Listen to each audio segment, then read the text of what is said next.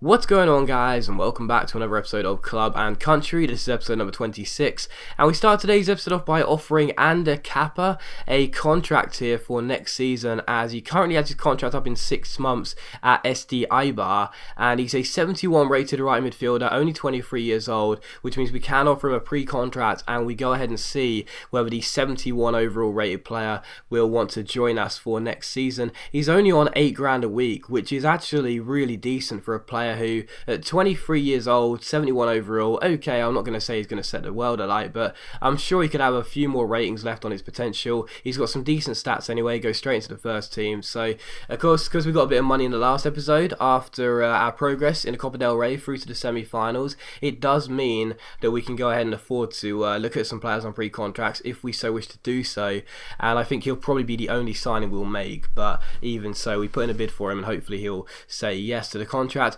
Also, as well, there were some goalkeepers with their contracts up at the end of the year, and I decided to go ahead and ask the clubs if they would allow us to take their goalkeeper along with a swap deal. So we'll give them George Forsyth. The reason being why I'm doing this is quite simple. Even though it's I don't know, 90% likely that all the clubs are going to say no because they just don't want a goalkeeper at 64 overall. They'd rather have the goalkeeper they have right now. The reason I'm doing this is because Forsyth is, of course, Peruvian. He was given to us by the game as we didn't have a big enough squad at the start of the season, which is really embarrassing, but that's just my mismanagement for you. The game gave us Forsyth. He's Peruvian, so of course we can't use him. I put him on the loan list in the first summer transfer window when he came in. No club came in for him, so he just sat in our reserves, and he's still sat there now. I've had him on the transfer list as soon as January came round, but he's still sat there. Not a single club has put in a bid for a loan or transfer, and we can't afford to release him from his contract. So, yeah, I'm hopeful that we'll be able to get rid of Forsyth before the January transfer window is over, because it means that if we can't do that, he'll still be here by the time next season comes around. It's just such a waste of money on the wage budget. But even so, we take on Barcelona for the first and only game of today's episode here, as Barcelona take us on at El Sardinero. And of course, just a few weeks ago we had that magical victory over them here at El Sardinero by a goal to nil. We then beat them in Nou Camp as well, so our last 2 meetings have been wins for us. Wasn't sure what to expect in this game, especially because we did have a backup side out there, but Fede almost gave us the lead in the 8th minute there from a free kick, but unfortunately he couldn't put the ball past Ter Stegen, who must every single time he lines his wall up against us for a free kick. Must be sitting there thinking, oh god, this ball's going back in there, isn't it? But Suarez almost gave Barcelona the lead in the 17th minute there. The Uruguayan was played forward, but his shot went wide of the post and out for a goal kick. He really should have scored. And in the 18th minute, he's on the ball again, plays it inside towards Rakitic. His first through ball is blocked. He then strikes it from range. It takes a little deflection and goes just behind for a corner, and it is still 0-0. But to be honest, Barcelona, as you can see in the top left there, with the passing accuracy, were just passing me to death, as you'd expect. I couldn't get the ball off them really, and as Jordi Alba goes on the overlap down the left hand side here, he drills in a cross. Sergio Busquets wins the cross with the shot, and again, what a great save by Mario Fernandes. Countless times this season he has bailed us out of a game, but it was still 0-0. And in the 42nd minute here, Barcelona come through again here. Jordi Alba finding Sergio Busquets into Sergio Roberto, plays it through towards Busquets on the edge of the area here, looking for a pass, but instead he shoots, and it goes just wide and behind for a goal kick. So Barcelona's pressure really was relentless in the first half, and the fact it was still 0-0 was a real surprise. You know, it really was, because we had a backup side out there because of the fitness reasons, and of course we've got a Copa del Rey tie to come in a few days time in the semi-final. It was really difficult for us, but a lovely build up here from the goal kick sees Marian Saiz go forward, and if Ter Stegen didn't make a great save, we would have taken a surprise lead. But it was still 0-0 at half time. In the second half, 9 minutes after the restart, Barcelona come forward here with some usual great passing. Sergio Roberto into Rakitic here, rise to slide challenge. Luis Suarez finds Busquets, back to Suarez, and you can just see I could not get the ball off them. Their passing was just so accurate, and as Deulofeu crosses the ball in here, Sergio Roberto wins the header. Juanpe mistimes his jump, and Roberto makes it 1-0 to Barcelona. So a frustrating goal there. I mean, we had the chance to take the ball off them, but we just weren't forceful enough in the challenge, and as the cross came in, you'd expect Juanpe, who's a 6'3" centre-back I think it is, to win the header. Instead he doesn't, and Sergio Roberto makes it 1-0 to Barcelona. And in the 69th minute, how about this? As I was messing with the team instructions there, I meant to go to team pressing and instead chose offside trap, and because of that, Barcelona came forward, were all alone, and if Mario Fernandes didn't make a great save there on a one-on-one, it would have been good night Racing Santander. So my goalkeeper bailing me out there after a stupid sort of decision with the D-pad there. But in the 73rd minute, we're on a free kick here, 36 yards out, and I don't know what the hell's going on, but it's just another goal from a drilled free kick from an absolute mile out. Fede, I think he's 36 yards out or about that range, and in the last episode we L1 and circled it, the drilled free kick, and hit the bar against Valencia, and in this game it hits the bar again, but this time it hits the underside of the bar and goes into the back of the net, and I have no words right now, you know, I really am speechless because this is just absurd. And all I can say is that if you're playing this game and you ever win those free kicks from a mile out, just do what I'm doing. Just hold L1, drill it with the circle button, put a bit of curve on it to the left-hand side, and the ball has a good chance of going in the back of the net because Ter Stegen again is at fault for the goal. No one's going to deny that. But it's like, I mean, you know, free kicks are overpowered.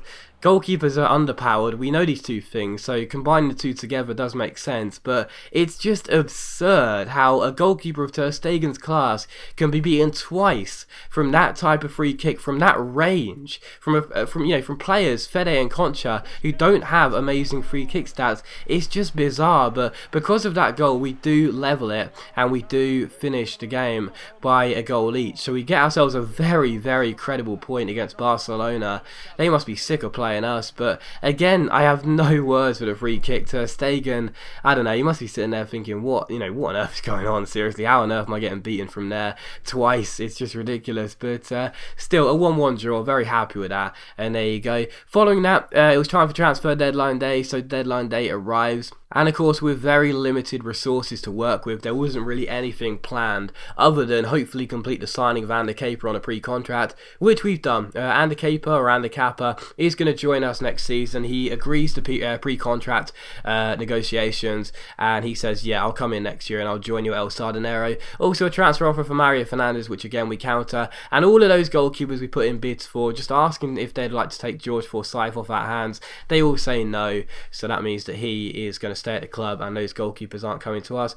But yeah, Ander Kaper is going to come in next year, so I'm very happy with that. That left us just over £2,000 on the wage budget if we wanted to sign another player on a pre-contract. So I looked for the players that only had £1,000 a week deals: Carlos Delgado, Alvaro Pena, and there was another player as well who was a central midfielder, I think. But yeah, I found 3 players who are only on £1,000 a week at the moment at their club, and they're all in the mid-60s for overall. So these players aren't going to set the world alight. They aren't going to have the best potential. They're probably not going to have much potential at all, if any, to be honest. But they're squad players. They'll come in next year. They'll only be on £1,000 a week, which is the lowest you can arrange for players this year, I think. Might be wrong about that, but I think that's right.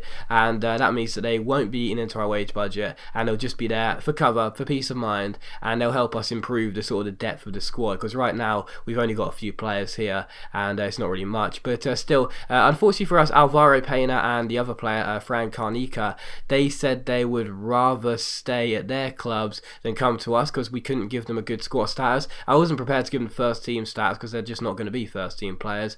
But we did say that Carlos Delgado is going to come in next year. 66 rated centre back, so he'll be on our bench. I'm okay with that, and that means he's our last signing for this season, which again I'm okay with. We didn't have any money to work with, to be honest, or really any money at all. But you know, we've done what we needed to do. We've kept hold of our best players, because Alvaro as well, despite not offering him a new contract, isn't going to go anywhere. No one came in for him, so that's good. Mario Fernandes is staying. We got him a new deal, and we also managed to sign 2 players on pre-contracts. I think with the budget we had, that's probably the best we could have done, making sure we kept hold of our best players and also bringing in 1 or 2 on pre-contracts next year. We did see that Andrial had a bid on him from Mallorca for 350 grand, but we said no to the deal. Well, we counter-offered Mallorca Mallorca said no to what we asked for, because there was only a couple of hours left in the transfer window. I didn't really want to sell one of our starters, no, we wouldn't be able to replace him before the window's over. So there you go. But that did indeed end transfer deadline day. So deadline day ends, and as you'll see our club logo in just a moment's time, you'll see we let Samuel go next year on a pre-contract. We're getting 2 players on pre-contracts as well. That's all we did in the January transfer window, but we managed to raise a bit of money to do that. We also managed to raise enough money to keep Mario Fernandes here, and although we don't have enough money to offer Alvaro a contract just yet,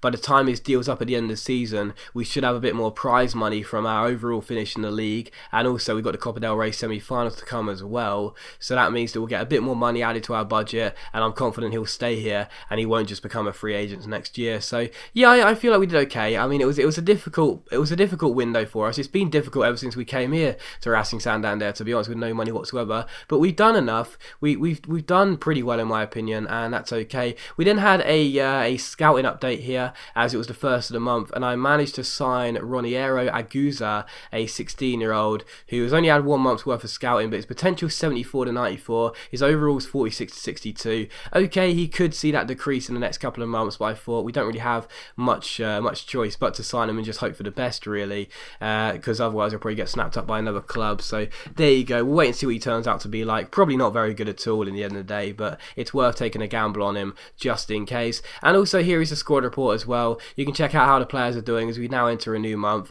As you can see, the team hasn't made too many significant changes just yet. Yes, we are seeing some healthy attribute changes for players like Concha, Schwarzer, and the players like that who I am hopeful could be good first team players in the future, in the next 3 or 4 years, even though they're first team players now, be a bit more established.